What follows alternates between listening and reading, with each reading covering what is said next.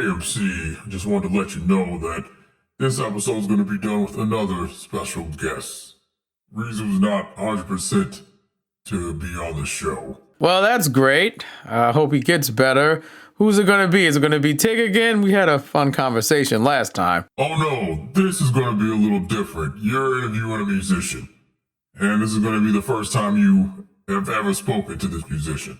Okay, well, I guess I'll wait till the person gets here. Till then, hit the theme song. Oh yeah, that's not finished yet, by the way. So, here's the episode. Enjoy, everybody.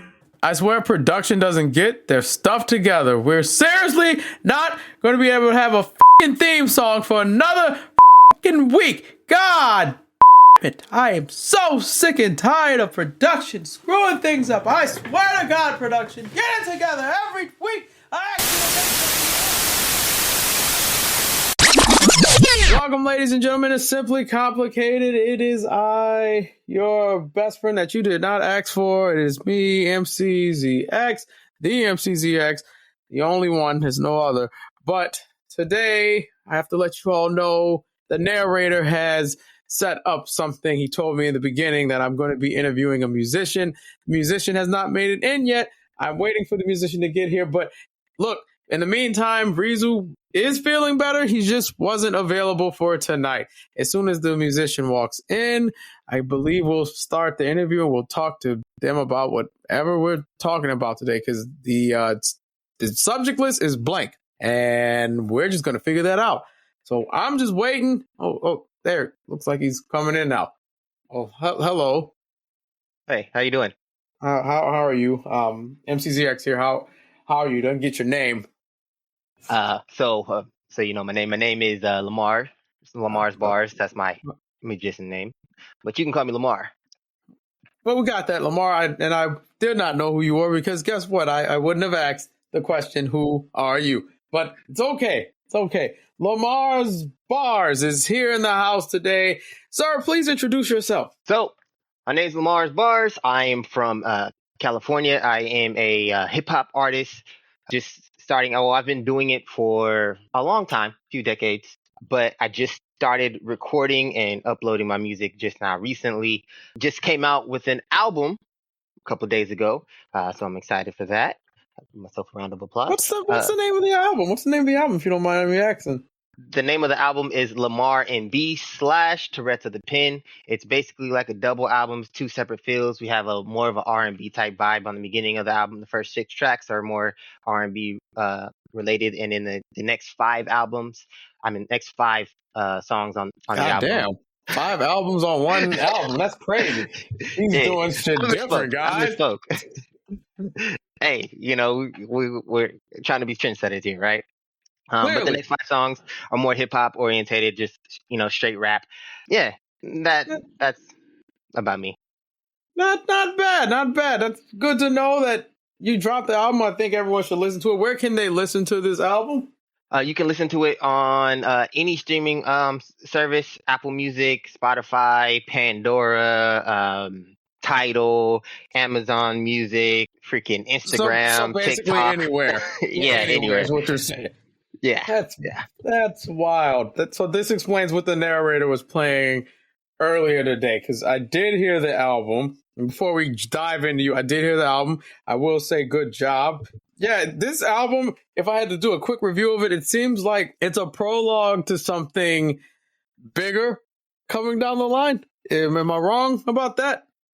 Most definitely. How I actually have it set up, how I'm setting it up is it's going to be parts. So eventually I'm gonna break it up, and LamaRnB will be its own series of albums, and then Tourette of the Pen will be its own series of album.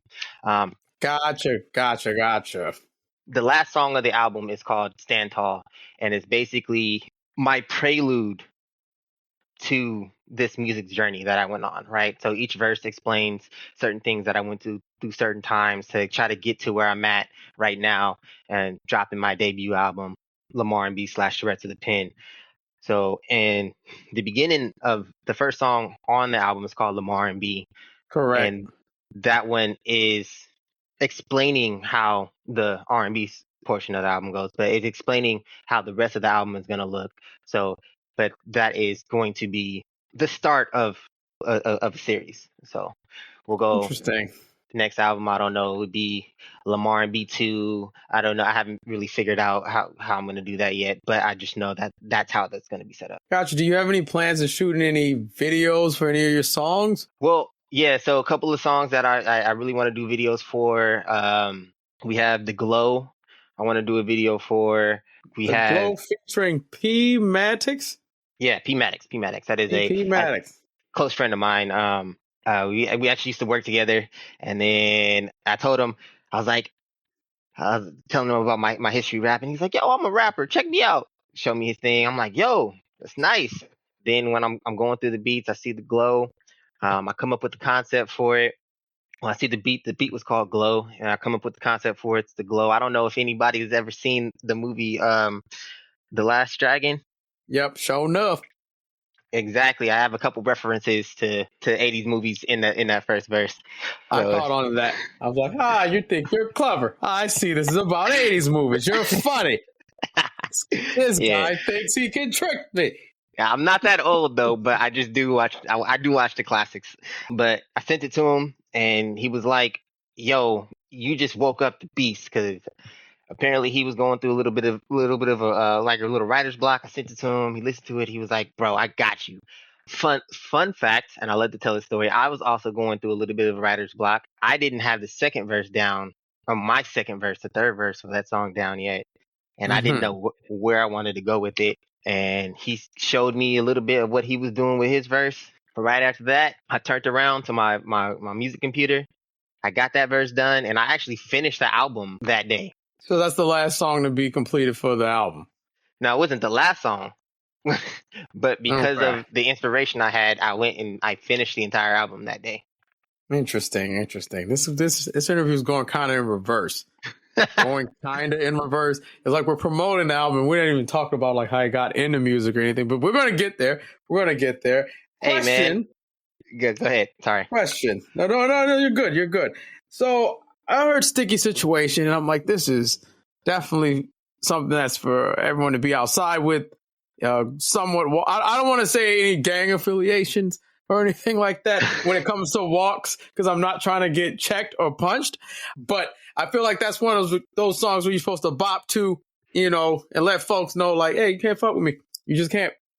So in those situations. So my idea with Sticky Situation was basically supposed to just be like, like a summer song, right? How I see it, you got a barbecue, backyard, you at the park at a picnic or something like that, and you're just outside and you're just, bobbing your head to it, If you are those type of people who, like to speak sign language. Right. Those very friendly, nice people who speak sign language and wouldn't harm a fly. Those folks. Yeah. I mean, you could bop to it, right? It doesn't have to be affiliated one side or the other. It's just, It's just a bop, That's, as a kid say, that's what it is. Like I started out, I say I do it for my people know we concrete, and I'm gonna go hard like the concrete, and I'm gonna do it for my people know we concrete, and I'm a rhyme beat. If I say the mind beat, this is for my that ain't dope instead of rhyme. See, that was I actually was shouting out both sides, if that makes sense. It makes sense. I don't live out there, but it makes sense. I'm just saying it makes sense. That should make sense. Yeah. So, but I am, like I said in the opening, I am from California, so the West Coast is. It's got that G-funk bop to it. Put it like that, y'all. Yeah. So I had to do one type of California / Bay Area bop for my peoples, because the rest of my album is just like straight hip hop or R&B. So I had to put my roots on the track. It's this new style of R&B. I gotta say, I've noticed this generation of R&B is more rap influenced.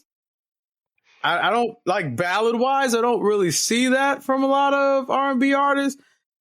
I feel like they're just pop rappers, but they sing real good. You know what I'm saying? Like it does. Like the softness isn't there. So correct me if I'm wrong.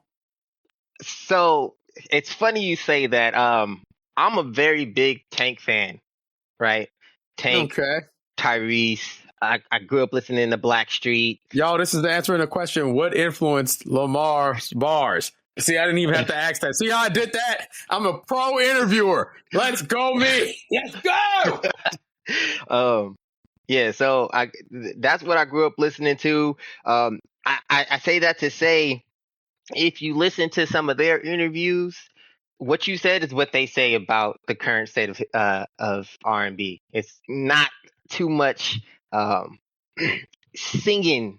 Like you're not singing to it. You know what I'm saying? Yeah, you're not serenading the lady or the special person, the man, or whoever. You're not serenading them. You're not begging. It's just like, look, I'm gonna rap to you, but I'm gonna sing with a little melodic tune to it. Yeah, so that's it. So what I did with my R&B type songs is I was singing / rapping. Obviously, I'm not full singer. I'm a rapper, but I'm rapping. I'm rapping to it. You know what I'm saying? I'm begging. You know what I'm saying? Mm-hmm. On the glow, chorus goes, "Girl, I wanna know if you wanna take it slow, 'cause girl, you got the glow. I don't wanna take it slow. Like, I want you now. I want you bad. I don't want to take it slow. Like, I want to get into it, like, with you. You know what I'm saying? It's not just like I'm begging for it. Lamar, I'm sorry, Lamar. What are you begging for exactly? Tell Lonnie. What are you begging for exactly? All right, so we cussing on air. You can definitely curse on here. You not just hear me curse 2 minutes ago. Well, fuck it. I'm begging. I'm singing to the pussy. I'm begging for it. You know what I'm saying? I see. Like that, but that's R&B. It's like that's what you got to do, man. Like, we're not out here. It's Would you say it's a different era comparing to other eras? Because I think a lot of songs back in the day, they just mastered better. Like, they hid the intention a little better instead of just being flat out, I need the pussy, I need it now, please. Most definitely. Innuendos is a word that's been lost. Yeah, it's like it shows up once every blue moon with new artists. Like, I get it. I get this song. Oh, that's what that's about. Yeah, like all of my songs are very like open on what it's about, but I'm not sitting there like, give me the pussy, give me the pussy, give me the pussy. It's more like I'm trying to serenade. I'm trying to show you that I'm gonna work for it. You know what I'm saying? You do that, and you kind of set it up. I know I'm looking at the track list right now, so I don't seem like I'm ignorant to not listening to the album, because that would be weird talking to you like, yeah, I heard the album, side eye. No, I didn't. Yeah, I heard it. Like on California King and Close to Me and stuff like that, you're like setting the scene, like, you should really, give me a shot. I'm not that bad. Like, this is what I'll do. Yeah, most definitely. That's exactly what I like. And especially how I have the track list is not on accident, right? I figured that. Like, the track order is not on accident. So LamaRnB, that song, that's just, it says it in the chorus. If you want to see what we could be, just listen to me. Put on that LamaRnB. That's like a kind of double entendre type deal. It's like, if you're trying to see what this album is going to sound like, just listen to this song. This is what it sounds like. But if you want to see what the flow could be, just put on the LamaRnB. Like, just listen to me. Just listen to me rap. Just listen to my melodic flow. You know what I'm saying? So it's kind of double entendre. So that, obviously, the intro kind of showing you how it's going to be on the verse of LamaRnB. I broke it down to how the verses are on the other songs. LamaRnB was actually the last song that I finished. Interesting. The first song's the last song. Yeah, it's the last song that I finished, but that was on purpose. I wanted to basically show people how the album was going to sound. So if you don't like LamaRnB, you might not like the rest of the album. But if you like LamaRnB, you're gonna like the rest of the album. Right. You know what I was getting when I heard the album today?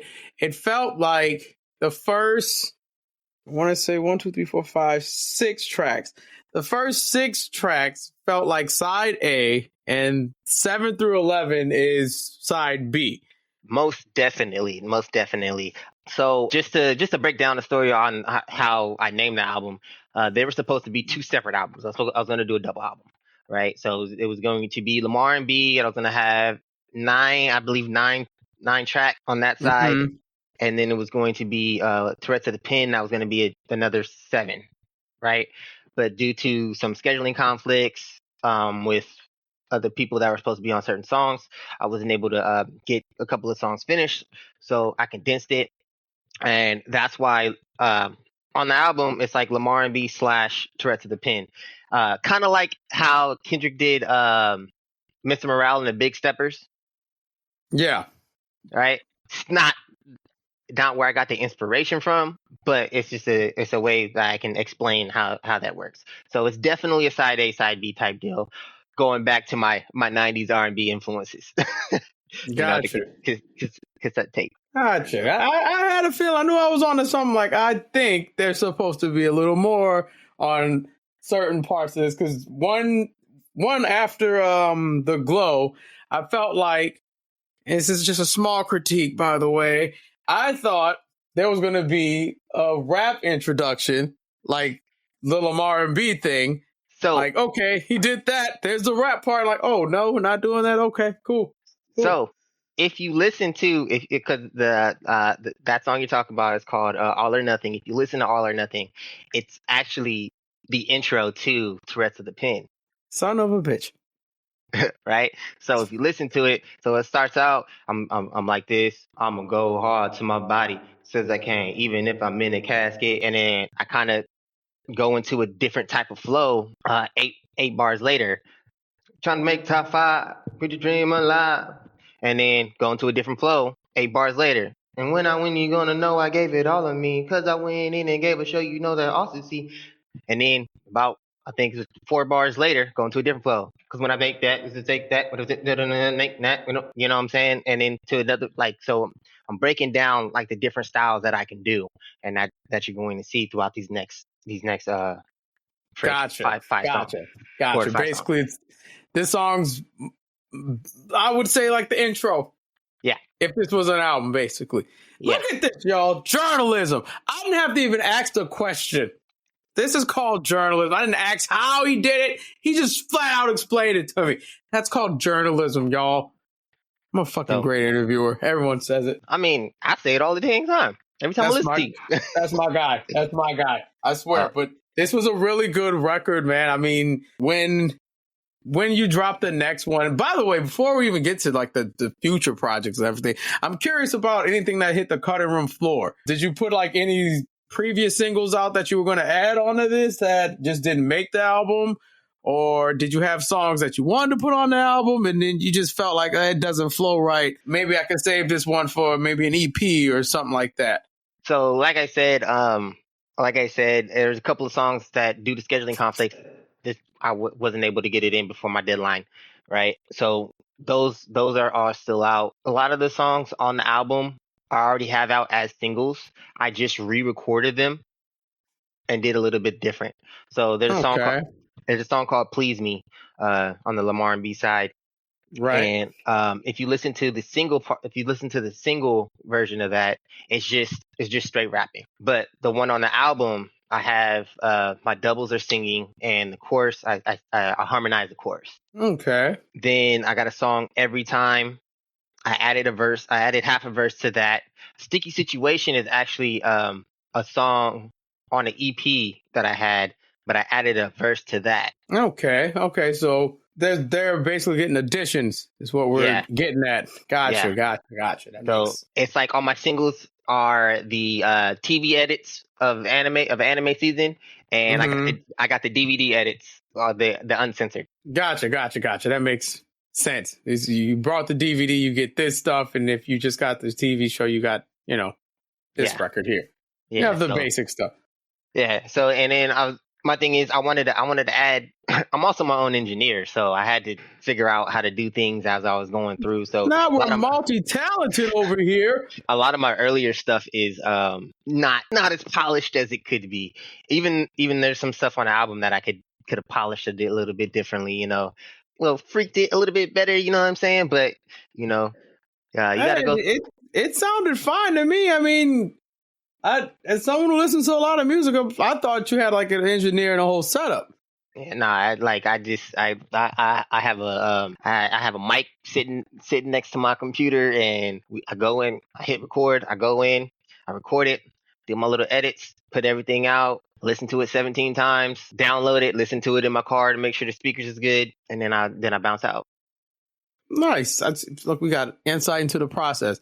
I ain't had to say nothing. But yeah, so actually, you were talking about songs that didn't make it. There's one song that would have been my favorite song on the album. It's called Ensemble, and I gotta finish it. It was supposed to be somebody else was supposed to be on it. They weren't able to get it back to me, so now I'm gonna do something with it. I don't know what I want to do, but that's going to be the cornerstone of my next EP. Gotcha. And speaking of the future, when can we see the next EP or album? At this time, I don't really have a timeline. It's a bit much to ask. You just dropped the first one. I don't really have a timeline. I'm thinking about it. It's gonna be sometime next year. Also, might be working on a double, not a double, but like a joint project with somebody. Okay. Hey, y'all hear that? Y'all didn't hear that. You gotta wait till that drops. Let them promote. Yeah, we already have a couple of songs that we're working on that I think people gravitate to. May I ask, is it a rapper or another singer? It's a rapper. Okay. I'm trying to get. I got a friend who sings. He's actually sings really, really good. Trying to get him on some stuff, but I got to sit down and then write some stuff for him. I got to find some beats and then write some stuff for him because I want to get him. I want to get his vocals behind me. Pause. Pause. It's just vocals. What can they do to you? It's just vocals, bro. But yeah, I want to get his voice. Pause. Why do niggas do that, man? Why do y'all do that? Why do y'all do pause? It doesn't make any sense. It really doesn't. Like, that's how comedic effect, bro. I gotta hit the dude for the comedic effect. Yeah, let me get his voice behind me. Pause. What? Justin's voice. He ain't even doing nothing to you, man. What the hell? It's just funny, man. Every time someone says pause, I'm like, bro, this is 2024. Like, bro, we're not even judging you no more. Like, bro, come on. I say that is sure. It's funny when it's like comedic timing, like you just did that. It's funny then, but the people who be dead ass serious about pause, I'm like, look, it's 2024, bro. We be who you are, bro. We are not mad at you for being who you are. You want to eat a hot dog? Eat that damn hot dog. We ain't gonna say pause. We might say pause if you go full in there. Yo, I'm not gonna lie. That entire year was crazy. You eating a hot dog? Say pause. You say pause. Glizzy? Say pause right now. You putting that glizzy in your mouth, huh? Pause. What? Like, fam. Like, bro. Like, first of all, this banana right now is fire. No, I need this potassium. I need. You gotta say pause. You don't need potassium. You need to say pause first before you get your joints together. You gotta say pause. Sitting there, they're like, I can't have a popsicle. Like, what? Nope, it's hot outside. You just gotta, deal with it. Popsicle. Nope. Pause. You ain't say pause yet. You gotta say pause. Yeah, so that was a crazy time in history, man. Pause. It was. It's still happening. That's the problem. That was a crazy time in history. So it looks like a phallus, babe. Pause. You can eat it now. Oh, okay. Guess that doesn't make me gay now because I said pause first. So what the fuck is wrong with y'all? So let me ask you a question.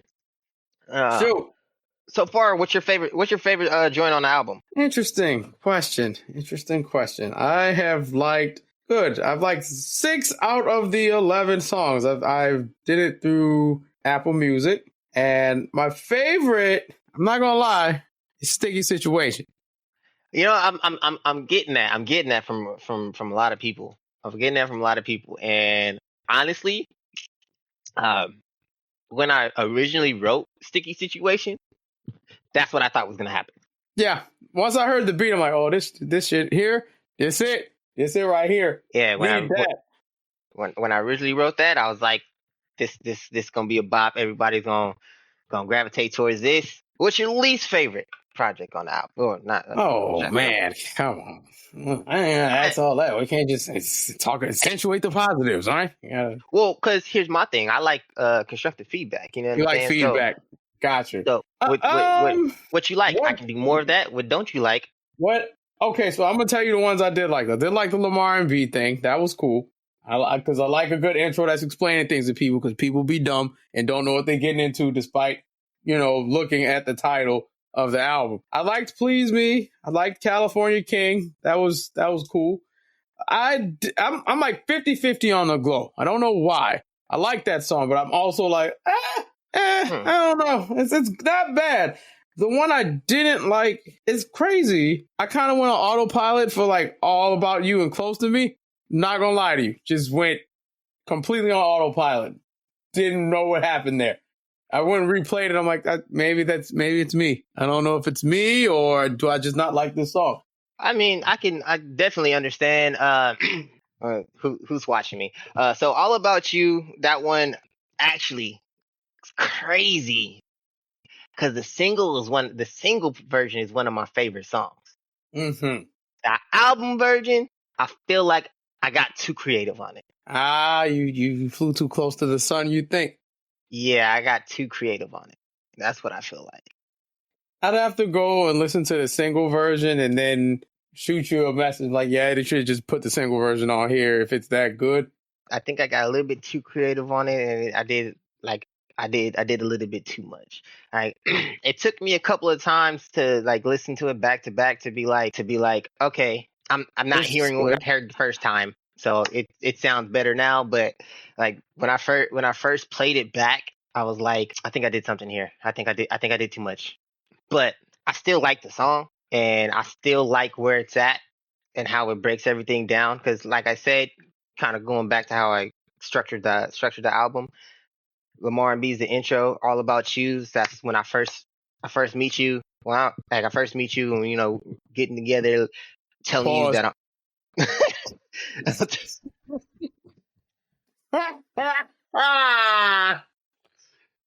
That was a good one, bro. Why you telling a grown man you meeting someone the first time? This is our first meeting, but pause, chill out. That was a good one. But yeah, so and then we go into Close to Me. That's where we're a little bit more familiar, and I'm just like, let's take it slow. Let's take it slow. Pause. And then from Close to Me, we go into Please Me.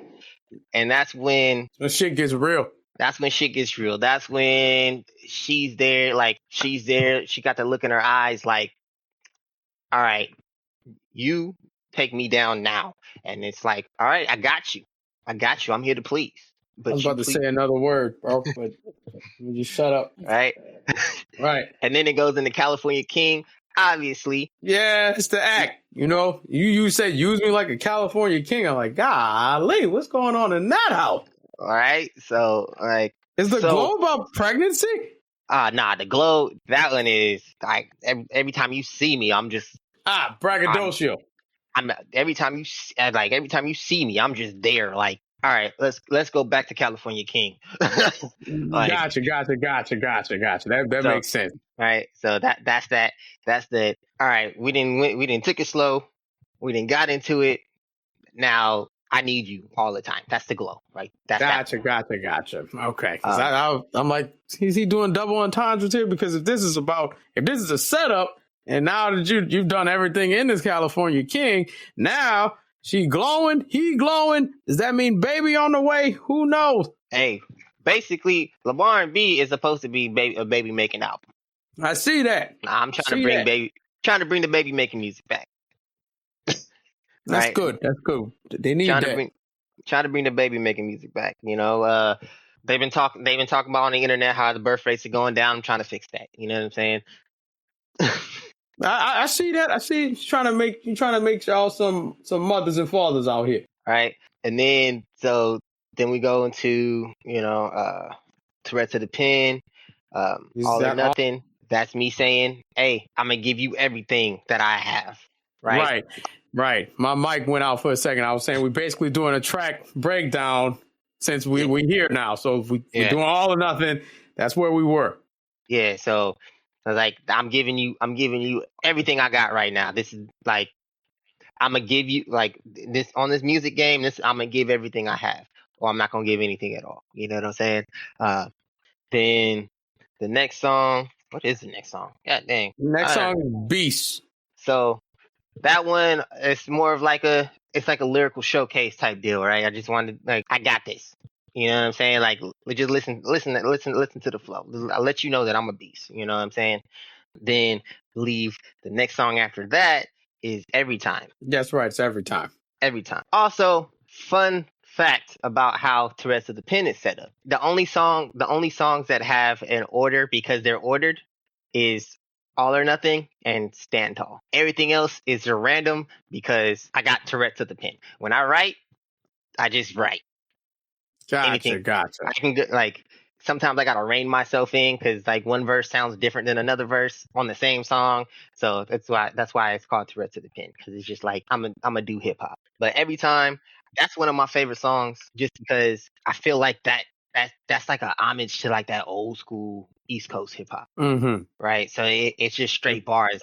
Like I just walk in, I see eternity, the end of the road. I'm looking at the curvature of the entire globe. Like my delivery, the way I'm enunciating the words, like everything is just like that old school hip hop, right? Yeah, absolutely. Definitely felt that when I heard it. I'm like, okay, it's a little bit of a throwback here. Yeah. So that's one of my favorite songs. Just how that was written. Then we have Sticky Situation. Obviously, we already went into depth on that song. We talked about that, and Stand Tall being the prelude to how we got here. Yeah. So basically, Stand Tall, that's the prelude. That's the exit. That this is Stand Tall is me saying that this is not the end to my journey by no means. This is the beginning to this music journey. I also plan on the Tourette's of the Pen series to have a Stand Tall, this like Stand Tall type song. The next one might be Still Standing, or like we're having a series basically. Yeah. So, but that's basically how that goes. So that's okay. That's my thought process on when I was doing all the songs. Well, y'all heard it here, folks. This is the album. Just got a track breakdown. I don't know why you haven't went to go listen to it yet. Go give feedback. Be constructive. Be nice. Don't be dicks about it. Don't be assholes and just immediately go, "You shit sucks. I hate his voice." Like, chill out. Just go listen to the album. Hey, this is how people are nowadays. They'll listen to the first 3 songs and immediately say the entire album's ass. And it's like, damn, you ain't listen to the whole thing. You just immediately went to this is ass. No. Like, go and check this album out. Like Lamar said, it's on all streaming services. It's LamaRnB, Tourette's of the Pen. You can find them on Apple Music as LamarzBars. If you're looking for them there, if you're looking for them elsewhere, is it the same name? So so my Instagram is LamarzBars. My TikTok LamarzBars. It's gonna be weird because the spelling is LamarzBars. That's all one word. So please don't space it out. You're not gonna find me. But yeah, so that's what my socials is. Okay, well that's the socials, and that's how you can find them. Oh, final question about your project. Do you have any plans of performing any of this stuff live or lining up any live performances? I haven't lined up any performances yet. I do plan on doing some though. I'm looking for venues and stuff. Man, freaking, I gotta figure out some way to get to Helsinki because they be playing the crap out of Please Me. So Helsinki, Finland. Finland. You're going to Finland for your first show. I got to figure out how to get there, man. Like for some reason, I'll get hundreds and thousands of plays of Please Me in Finland, and it just makes me feel good. So that's good. I mean, International Lamar. Let's just call it that, man. Right. So that might be the name of an EP, bro. A mixtape. Could be. We might be onto something here. Yeah, man. Like I actually thinking about it, I am planning to try to do some stuff in some different languages, like Spanish and Japanese, stuff like that. So that could be the name of that album. Could be. I don't see why not. I mean, this is your project. I'm just a guy throwing out ideas. Hey, and like I said, I like feedback and ideas. Like the Tourette's of the pen name, that came from talking to my barber. And I was like, yeah, I got Tourette's of the pen. And he's like, that sounds like a boss ass album name. If you don't take it, I'm going to take it. Yeah, and it is. It is. Rest of the pen. Like, why would you not use that as an album? Yeah, right. So, I had to get it together, put some shit together for him. Absolutely. Let's see. Let's see if I covered all my bases. We covered your inspirations. Did we hit all your inspirations? I mean, on the R&B side, yeah, but on the hip hop side, yeah, let's talk about that. Hip hop side, I'm a big Ludacris fan. I used to listen to all his albums when they came out. This man's got taste. Obviously, I'm from the Bay Area, so E40, absolutely huge influence. Tupac, freaking Snoop Dogg, Ice Cube. I'm a big K-Dot fan. I'm not gonna talk about the beef. I think people talk about it too much, but no one wants to talk about that little light skinned boy getting crunched. like, I don't want to talk about it. Like, I mean, I be on Twitter and or X and no, it's Twitter. His mama named him Twitter. His name is Twitter. And Threads a lot, and I see a lot of just like dumb takes from like both sides. So I just like, I don't want to exasperate the point. Kendrick won. All right, not like this was a certified banger. It ended the beef. It ended the battle. Yeah, so the battle was over as soon as that dropped. It really was over once Cuz tried to do that Heart Part 6 thing. I'm like, bro, wrap it up. Just wrap it up. This ain't it. You can't drop no more. Like he sounded completely defeated on that song. And he sounded hurt. His feelings was hurt. Then and then now everybody, Cole came out with his Port Antonio thing, and everybody's bringing it back up. There's a certain I don't want to say the man's name, journalist who is like spends all their time talking about. Oh, is this the glazing munchkin? I mean, yeah. I feel like that's who we're talking about, the glazing munchkin. I'm just not gonna say his name because Jerry. You're talking about Jerry. That's his name. That's his name. Erykah Badu said his name is Jerry, so he's Jerry. That's how I've been referring to him. But yeah, like, bro, just like, there's other topics in hip hop we can talk about. Just but you see, I think people, they want blood, and they miss that from like rap beefs. And I think folks are starting to get tired of J. Cole's superiority complex, where he feels like he's the best, but he won't do what's necessary to be the best. And to be the best, you might have to, step on a couple toes. You say you're one of the best rappers out here. Hey, you have to take your weapons to Kendrick. Don't take it to Lil Pump. We know you can out-rap Lil Pump. We know about the Diggy Simmons thing. We know about that.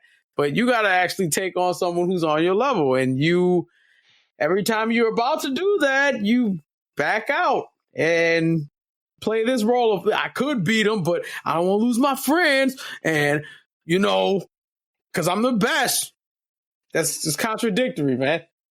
I mean, so me personally, right, as somebody who wants to be a lyricist, fucking like, it should be sport. Like rap's a sport, right?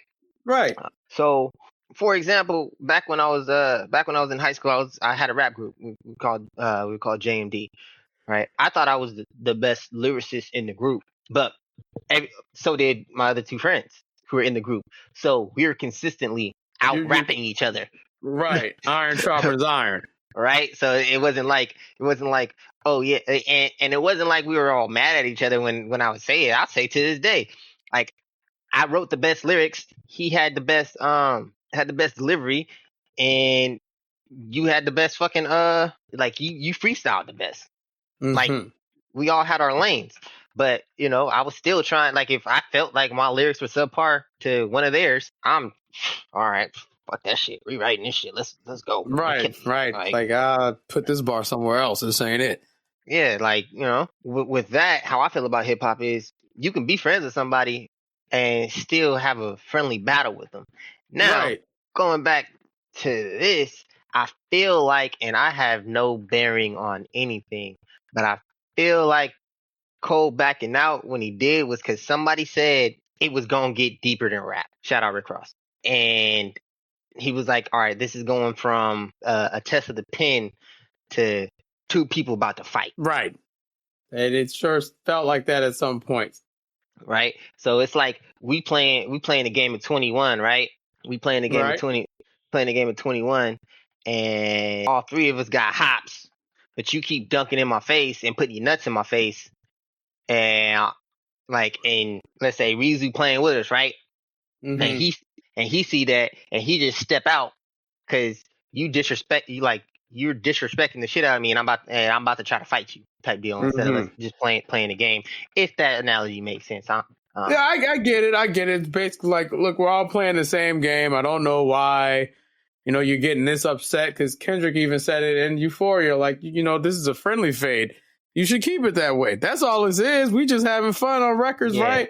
But, I guess where, not to harbor on the Drake Kendrick thing, because like you said, a lot of people talked about this already. I think we even talked about this when we came back. He brought this on himself. Drake brought this on himself. If all he had to do was just, keep it a friendly fade, like, hey, Kendrick, I bet you can't do this on a record. Drop super melodic rap that goes to number one, and, Kendrick's response was like, oh, really? Okay, I got this song. This goes to number one, and this goes back and forth for a while, and, everyone's friendly. J. Cole could even jump into the mix and said, oh, both of y'all can't do this. I guarantee I could do this. And there you have it. People getting their feelings and think because they sold a couple records here and there that they all of a sudden can't have fun with their friends anymore. That's if they're even really friends, because, I wouldn't know that. I don't know them personally. Seems like it went left, but it is what it is. I mean, with J. Cole right now, I wouldn't have released the track. I would have just focused on your album instead of addressing the situation, because once you backed out, you backed out. You didn't have to talk about it anymore. You're done. You're finished with this. Like, now just focus on rapping and being that guy. If you can't do that and you have to keep coming back to this, scenario for folks to listen to your music, I think it's a little bit alarming. You shouldn't have to worry about the Drake and Kendrick thing. You're not even in it anymore. Like, focus.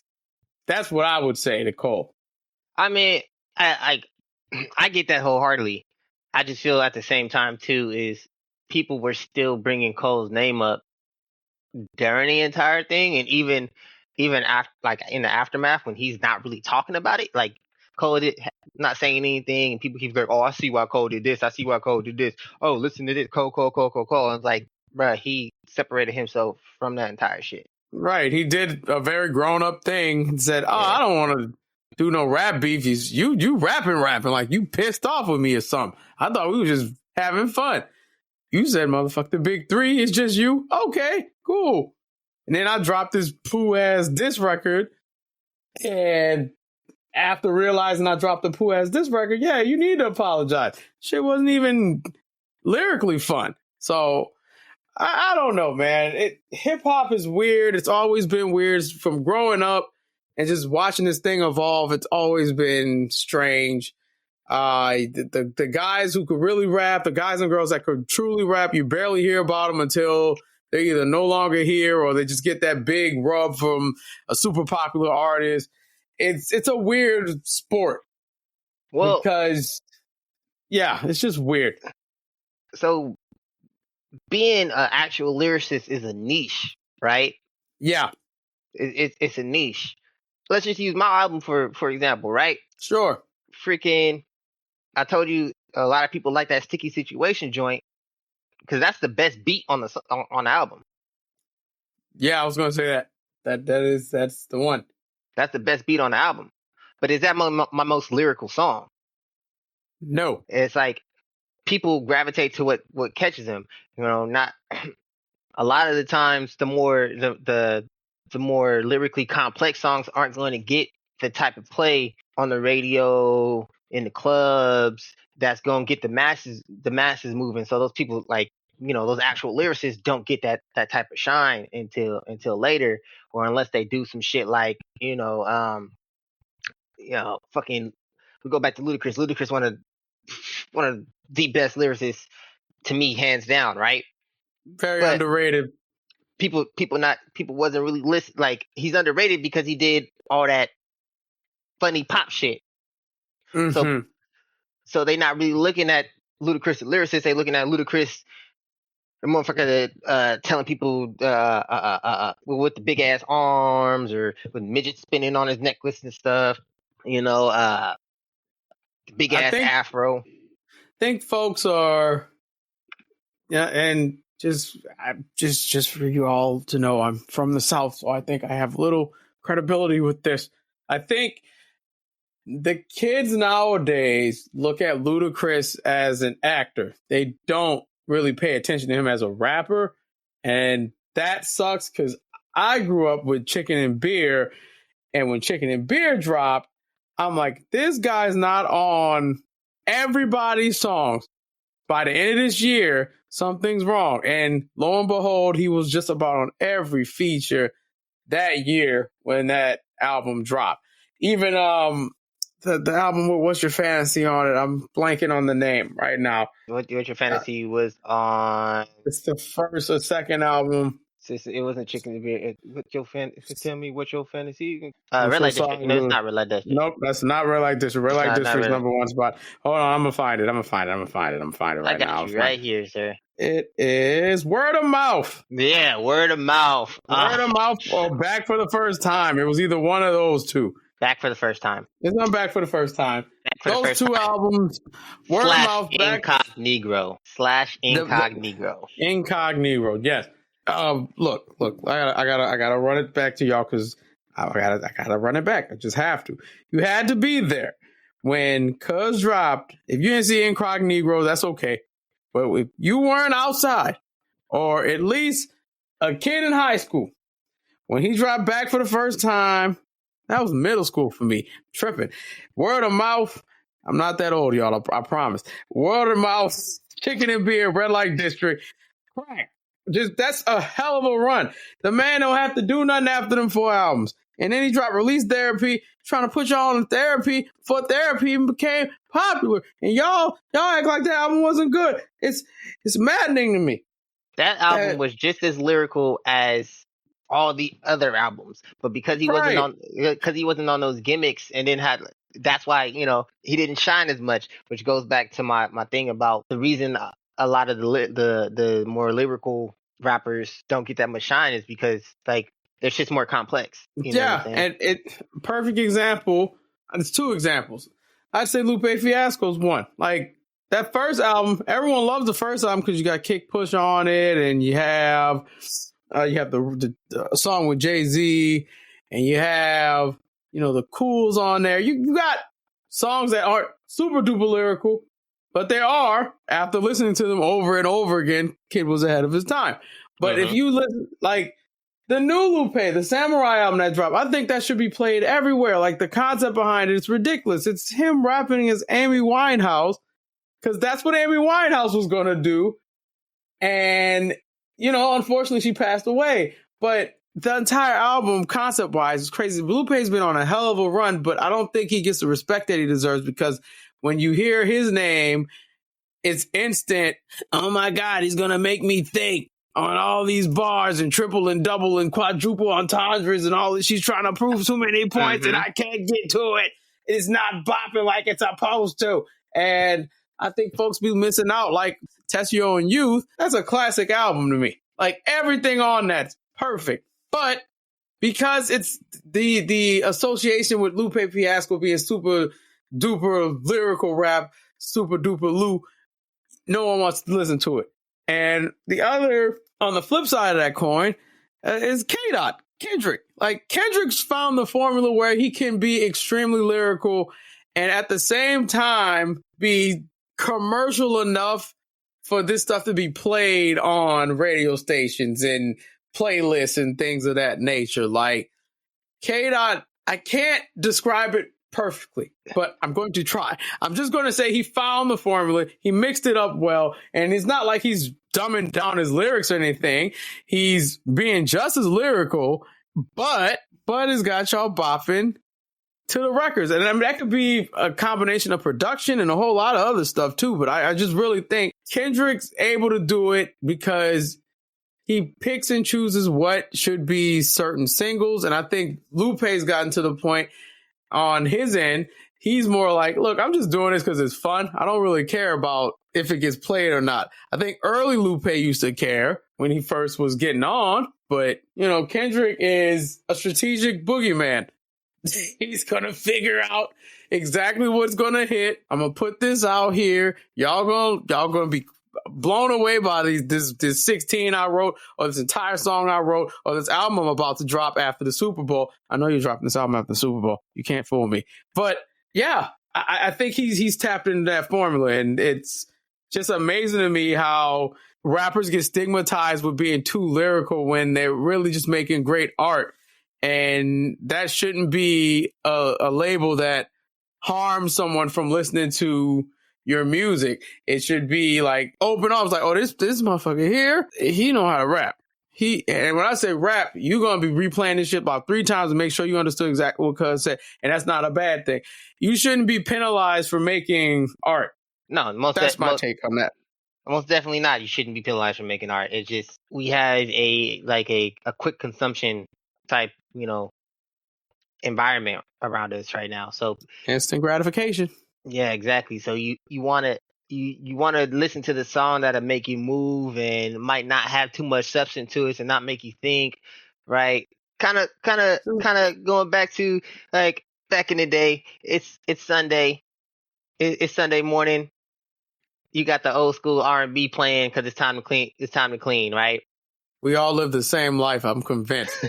Right? It's like you got the old school R&B, right? You're not really thinking about the words that they're saying. You just move into the beat and melody of the person singing, and you singing along, but you're not really thinking about the words they saying. Oh, caught up in the rupture. Like, yep, I'm scrubbing, Anita. I don't know what this means. I'm gonna scrub these floors. Right? Then you come back. You come back in your mid to late 20s. Actually listen to the song and be like, yep. They was talking about some shit. Yes. Like you got, I don't remember this. I swear we have all lived the same life. Like Marvin Gaye's playing. It is Sunday morning. Marvin Gaye's What's Going On is playing. You don't give a shit what's happening right now. You just, you're getting up because mom made you get up, or dad said it's time to clean up, whatever, and you're doing your thing, eating your cereal. Mother, what? Like, okay. You hear that. Then you grow up, life starts to happen, and you hear that song again. You throwing shit at the wall like, oh my God, police brutality. That's happening right here. What the fuck? And that's that. Right? And it's like bringing that back to like these club songs or these quick songs. You're not really listening to the words that they're saying because they just make you move. Kind of like the songs back in the day did. So when you start, like when you got songs that don't make you move and make you think, you're gonna be like, yeah, this is good, but are you gonna gravitate to that when you want to do something mindless? Right. And this is a good segue because I think this comes back to like education and stuff, and folks don't like to be educated, and that's again alarming because it's critical thinking. We don't have that skills, and folks don't like to use those. And I bring this up because, Barack Obama was out talking to black men, about not supporting Kamala Harris the way they should be supporting Kamala Harris, like they supported him when he was running. And he basically said, the way you're thinking is unacceptable.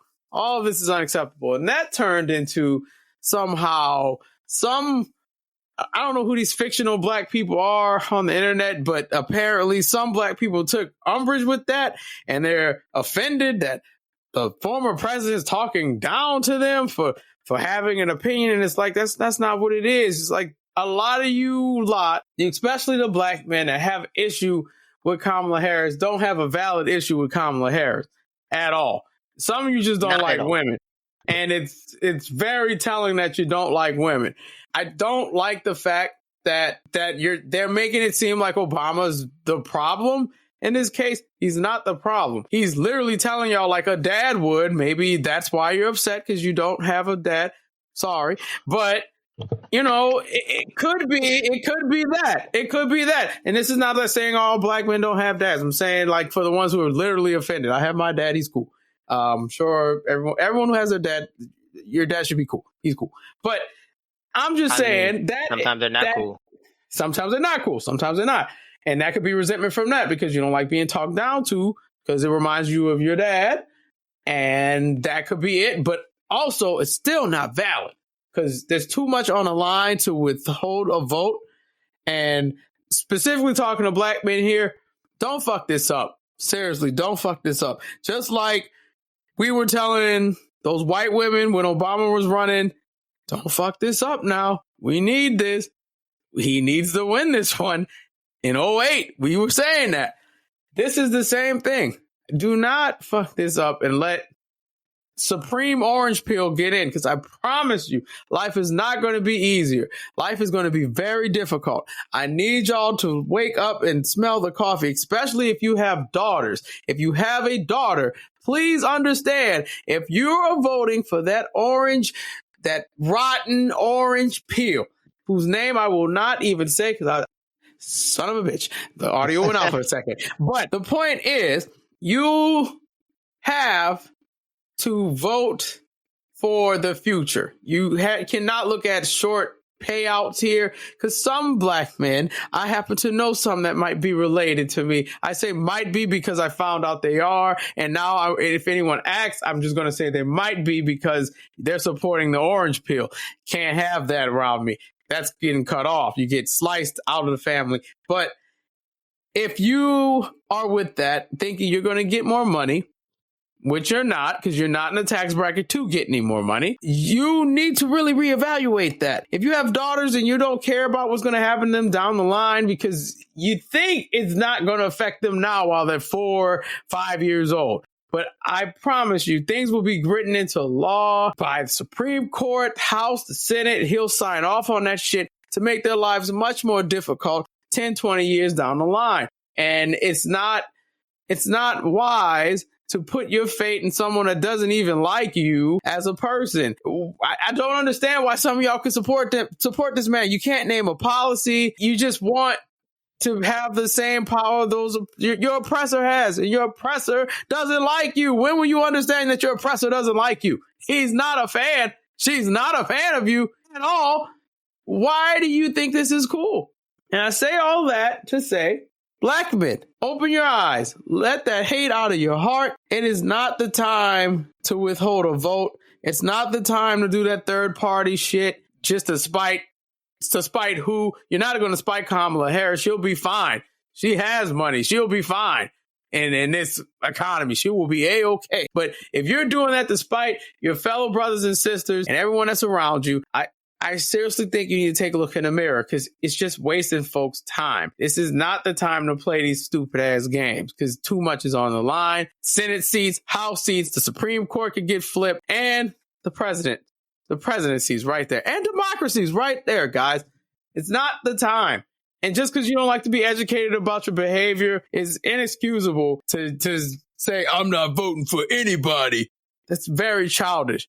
And to that, I would say go get therapy and stop being babies about it. But yeah, I've harped out on this enough. I just really need people to understand education is not your enemy. It's cool to know things. It's cool to be educated on things by people who know a bit more than you. It's absolutely cool. It's not a negative for someone to teach you something. It definitely isn't. Like, here's the rub, right? A lot of people feel like ignorance is a bad thing. And this is the saying that I've always had. Ignorance is a good thing. Everybody is ignorant of something, right? That's correct. You start off ignorant. Ignorant, it just means you don't know something. Once you choose not to learn it, that's when you get to stupidity, right? So, and a lot of people like kind of mix up ignorance with stupidity, and it makes gaining knowledge hard because you have, and this happens a lot in America, is where we take certain terms and we flip them so they don't mean what they originally meant. So everybody's Like running, woke. right?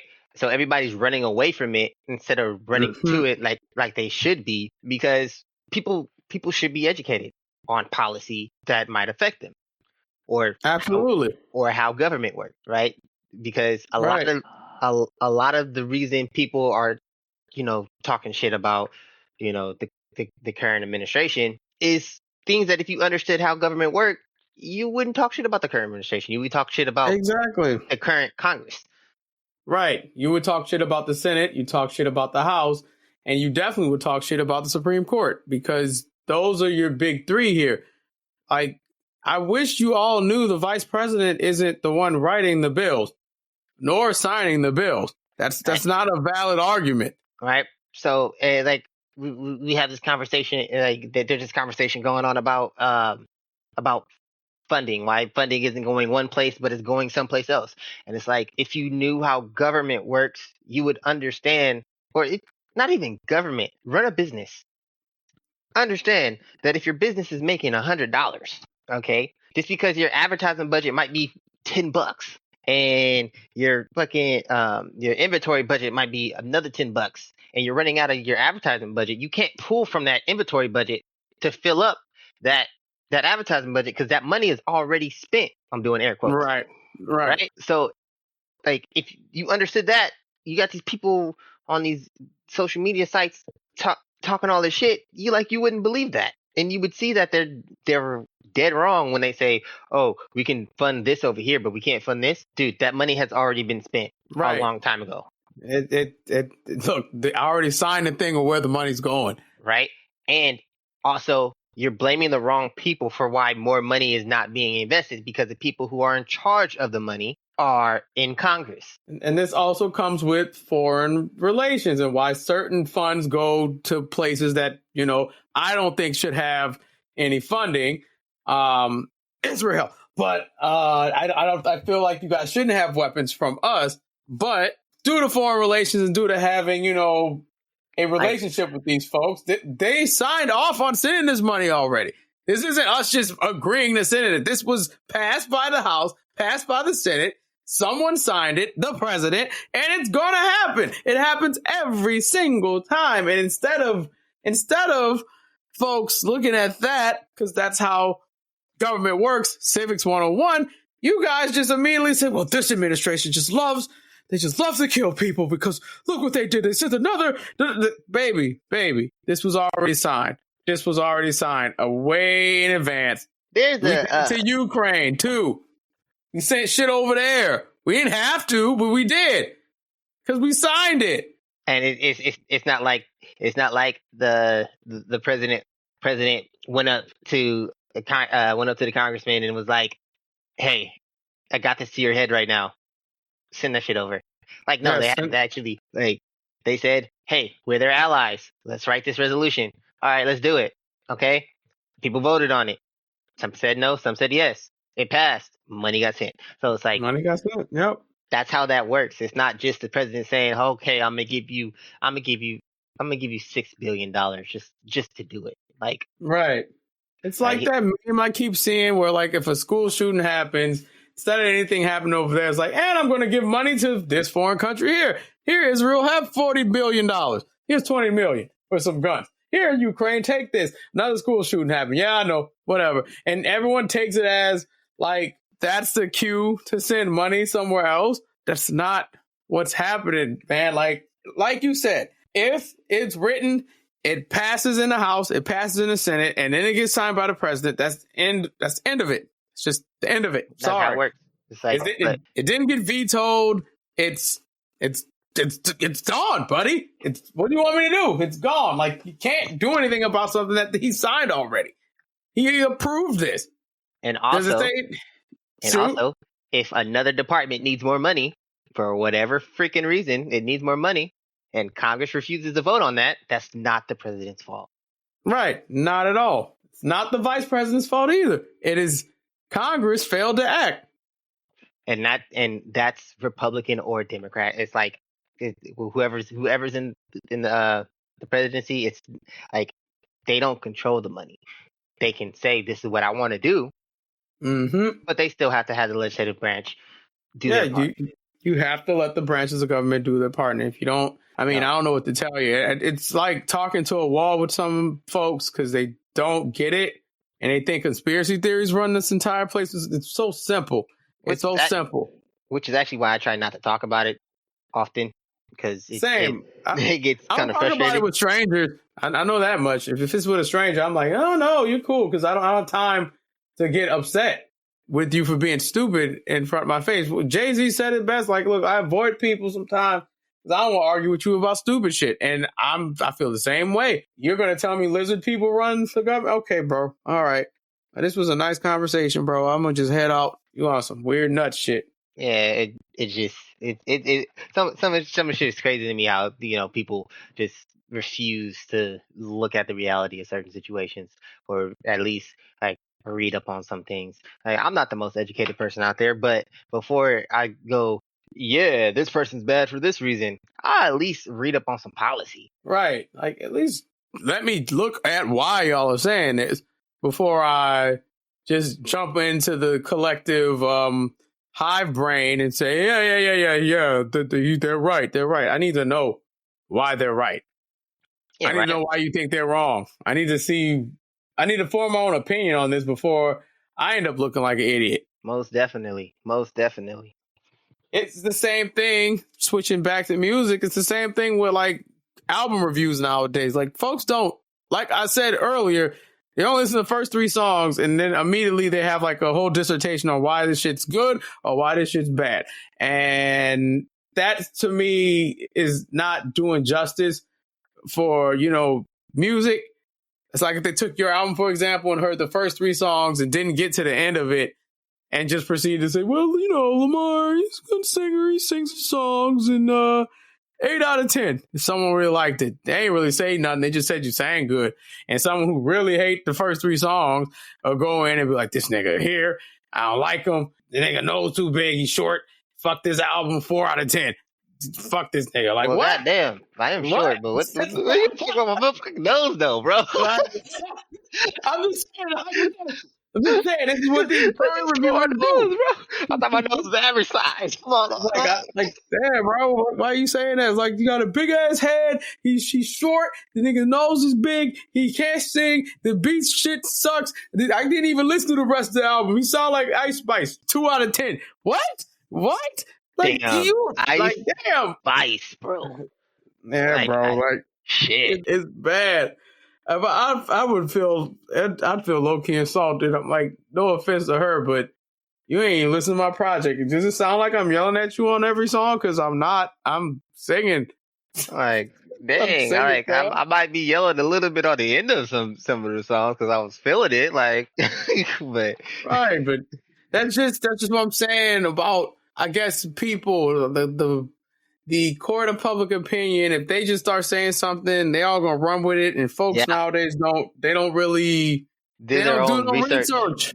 Right. Do their own research. Like, they'll just stick with it. That's definitely how a lot of people do. They don't do their own research. They just listen. Oh, this person said this, so it's definitely true. Like, okay. Nah, fam. Like, kind of do your own opinion on it. Like, same thing with movies. Somebody says a movie's bad. I'm like, hey, they said it was bad for this reason. Then I watch it and I'm like, okay, it's not that bad. It's not that bad. I enjoyed it. Like, it's cool. Right. I mean, I know people who like Dragon Ball Evolution. I was about to say something very bad. And I'm glad I caught myself, because I think this show wouldn't exist anymore if I would say what I'm going to say. All I will say, though, is I'm going to pray for those people who like that movie. I don't know why you like that movie. I almost called you a slur, and I didn't want to say the slur. Like, I could say the slur because I'm black, but I felt like for the sake of keeping things clean for my editor when he has to make the clips, I'm not gonna do that. I'm gonna just do one. I'm gonna just say one. You could bleep this. One is cool. You niggas is crazy. There's no way you like that movie. That is an abomination. That's not even the source material. Why are you doing this? Why you like this? You eat marshmallow fluff and something? I know one person who enjoyed that movie. Whoever that one person is, I'm not wishing your life is terrible, but I am wishing better for you. I wish better for you. I wish you peace, love, and joy, and you remove that evil from your body. Move it away from you. Take it out of his soul right now. This is evil. You don't like that movie. You making that shit up right now, Lamar. I know you are. There's no one that likes that movie. Oh no. When it came out, he saw it before me. Told me that he went to it was cool. He saw it in the theater. Yeah. I pray if there's a day we ever meet, you never introduce me to this person. Oh God! I'm just letting you know. It's not even going to be a fun time for them. I haven't talked to him in years, man. But it's just I use that. I'm using that to say, you know. Right. I get what you're saying. Like, this is a critically bad movie. The public doesn't like it, but there's folks out there that really do like this movie. And I don't know what's wrong with them.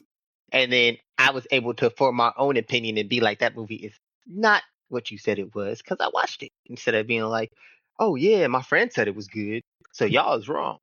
Nah, right. I did the Spark Notes on it. I watched like a 25-minute thing of it. I couldn't. Piccolo was gray, and that's not right. And the saddest part about Goku was white. That's also a problem. The saddest part about Piccolo's situation is James Marsters really loved Dragon Ball. I know he's a huge fan of it, and I know he was really excited, and it just like crushed his poor little spirit. Buddy was like, "I'm going to be Piccolo." No, you not. You are a rejected alien from the Alien franchise who happens to be named Piccolo. Just letting you know. All of this is wrong, by the way.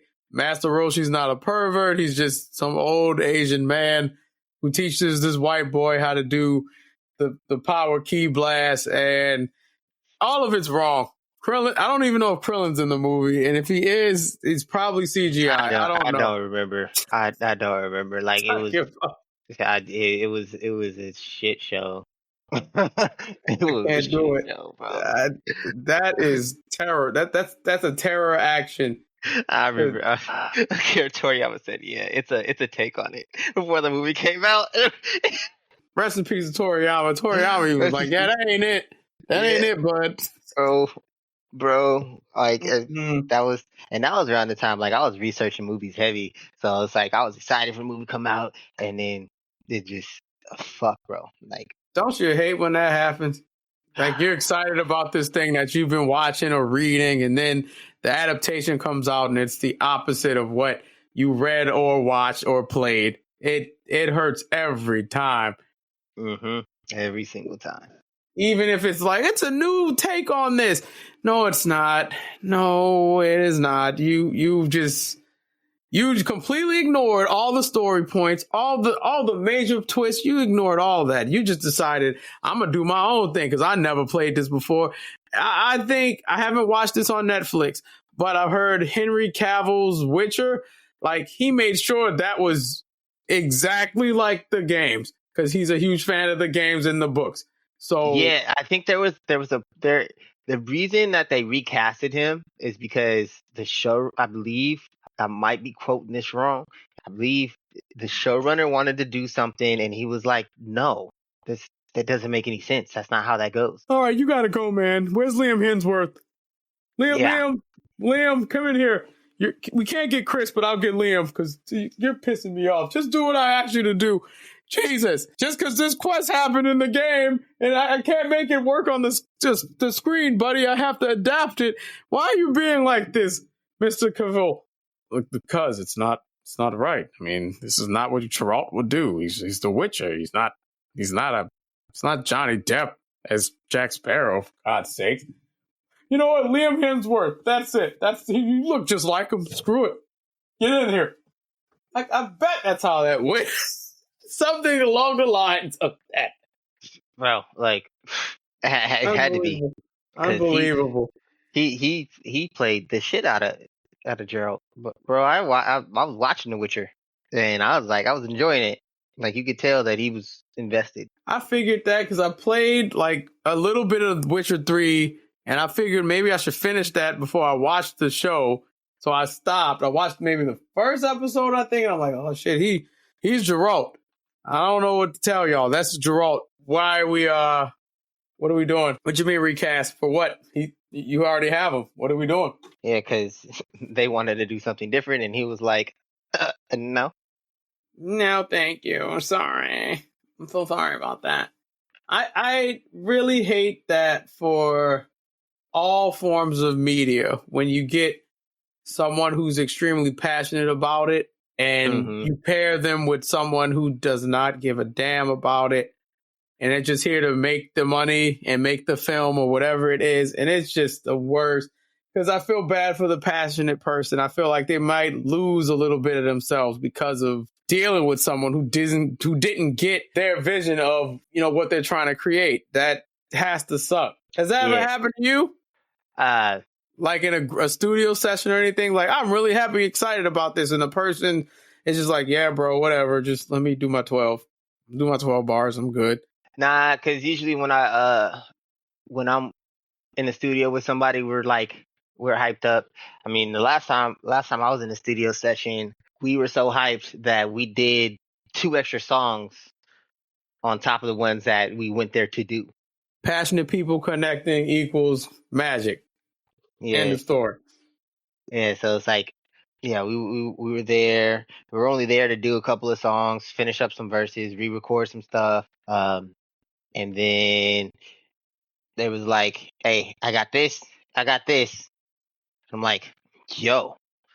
And then like I had a throwaway verse, switched it around, put it on there, and had a banger. Just they came out with some bangers, and it's like You got this. This is fire. I try to stay away from people who aren't serious about what they want to do because you know what? I've had that. I had a friend who there's a reason why my rap group didn't work out. One of my friends was more focused on and I kind of allude to it a little bit in Stand Tall's second verse. I was very, very serious about making this rap group a thing. One of my friends, me and my other friend, we were serious about it. And then one of my friends, he was more focused on, his life, which is not anything bad about him, but understandable. More focused on his life. So when we're like, yeah, let's do this, let's do that, it's like, maybe later, or we record our songs, and he's not really, because all the stuff was at his house, so he's not really like doing the mixing and stuff on it like he can, and we not serious in the moment. So he got more serious later on after we had already disbanded, but during that time it was. Sometimes that's what happens though, is I think I had a point in time like that because what I used to do, cheap plug here, I used to make music. I used to make beats and stuff, and it was one point in time I was really like in there. I was in that FL studio trying to learn everything I can about it, and then TheMCZX. GJMCZ. It's a lot to say, isn't it? Yeah, but you like how I did the Manny Fresh with your name in it and made it in the same. I caught on to what you did there. You did it because I'm from that area, didn't you? Yeah, but it actually worked. It did. It did, but it seemed like a mouthful. Could you go DJMCZX? Yep, it works. It works. Never mind. I did it. I had to do it myself to see if it works. But yeah, like there was time when I was making beats and I was really passionate about it. But I think what happened was at that time, because I was younger, I think I wanted more people to listen to it, and I kind of got discouraged because people weren't listening. And that is one of the worst things. By the way, if you're making beats, just keep doing it. Pick it up again when you have the, I don't want to call it the I don't care bug, because you do care, because everyone's sensitive about their art.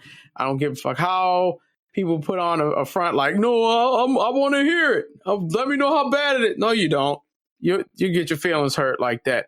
But when you have the I'm just doing this for me feel, jump back in the water, because that's kind of how I'm feeling about, production again. I want to go back in the water, because before I was doing it for I wouldn't say the wrong reasons. It wasn't the wrong reasons. It was just I was trying to emulate somebody that I looked up to because he did really great beats. And I just found it magical on how he did it. And then when I started making some magic myself, I'm like, oh, ain't that magical anymore. This is a process. This is like a bunch of work. And I didn't like that. And I guess at that time, because you know, when you see something for the first time and it's just fantastical, it's wonderful, it's like, how do you do that? And how does someone take this sample and turn that sample into this song or this beat? When you see it the first time or hear it the first time, you're just enamored by it. But I think when you actually get in the position of making the beat and you see it's not as easy as the person made it look to be, that might, I don't want to say discourage you, but it might just take a little bit of the magic away. I think it could be said the same for maybe folks who like pick up a pen and pad and try to do a 16. It sounds good in their head, but then they rap it and it sounds like dog shit, and they don't know why it sounds like dog shit. Maybe they'll just, well, maybe this rap shit ain't for me. I'm not saying it is, but I think whenever you do try something new for the first time and you kind of you pull back the curtain a bit on the magic, you can either get discouraged or want to just keep pulling the curtain back farther and farther and make more, cool stuff. Or you'll get to the point where I was when I was younger, just like, oh man, this is it. I don't want to do this all day. I don't know. And you didn't have the drive at the time.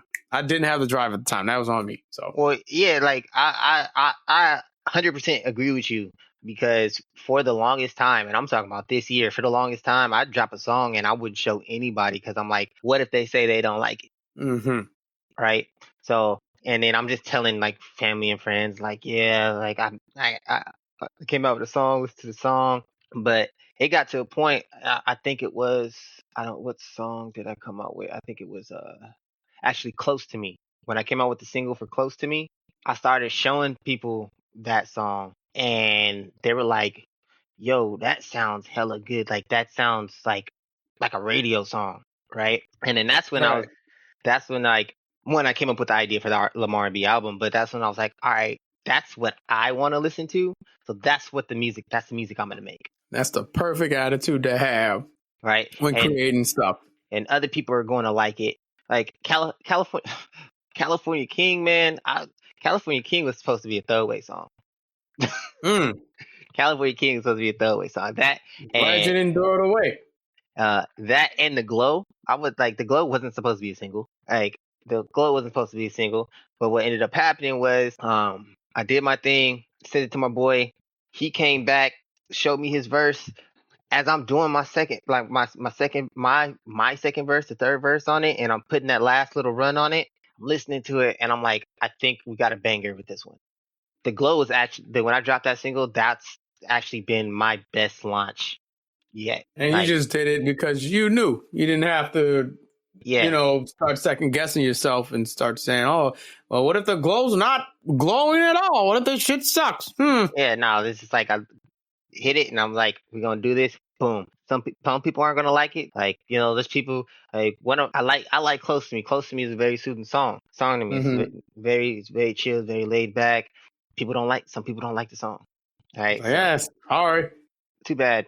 I love it. And that's really all that matters at the end of the day. I feel like artists and producers, as long as you enjoy like the thing that you made, you won. The game's over. You made a new friend. Yeah, and it's do what you enjoy.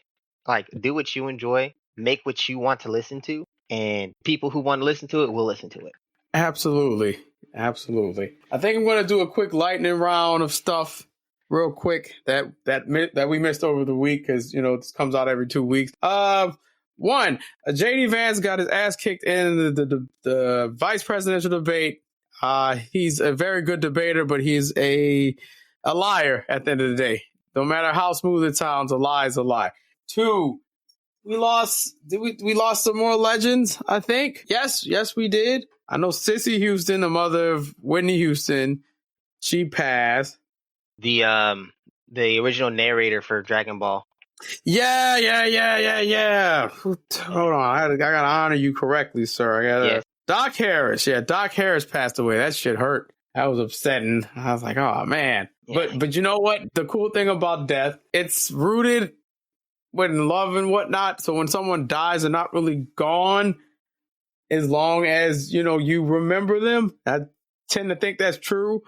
Because I think everyone's going to be doing, and the next time on Dragon Ball Z, or the next time on, everyone's going to be doing that forever. As long as Dragon Ball is syndicated somewhere, they're doing that. Like, Doc Harris isn't gone anyway. He's just physically not here. It's going to be in our hearts. Like, I'll do the voice when somebody says something. I'll be like, and the next time on Dragon Ball Z, like, or will Goku be able to do this when, like, I'm at work and somebody can't do something, and I feel like, will this person ever be able to get their shit together? Find out the next time. Next time on Dragon Ball Z. Yeah. Let's go. That's exactly it. I mean, come on, man. That's what it's all about. Like, all you have to do is just point. This is who we're talking about. This is the guy, Doc Harris. And he has a very interesting story. And definitely. I recently lost someone. I lost my uncle recently, and it's cool. I believe he lived a great life, but I like to believe no one ever really dies. Shout out to Nerd. They don't, because he's gonna live on in everybody's heart, and as long as you remember him, he's there. No one's really gone. They live on in our hearts and in the mannerisms that we do, that we picked up from them. I haven't lost anybody recently, but last year I lost my auntie, and to this day there's things where I move around and I'm like, that was a her moment, that things of that nature. Mm-hmm. Yeah. So you just catch yourself like, oh shit, that was this person's thing. I just did it. Mm-hmm. Just did it. Didn't even realize I was doing it, and I did it. Moving on.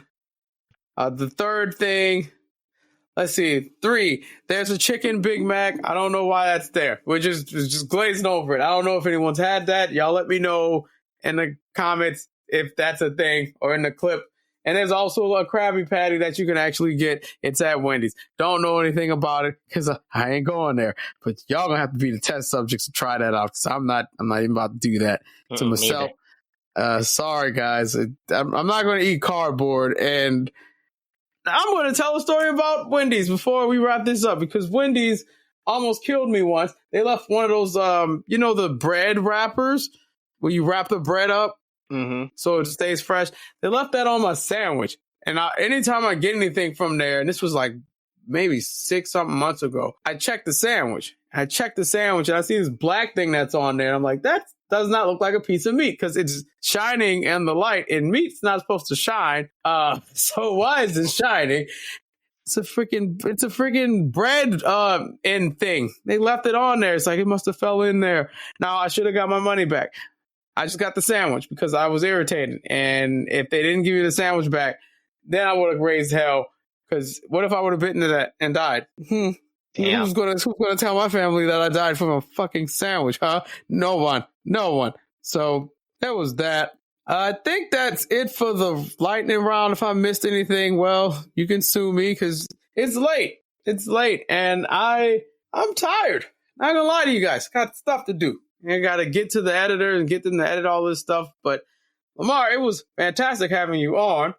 Thank you for having me. You're welcome. You're welcome anytime. If you want to do the show, you're welcome anytime.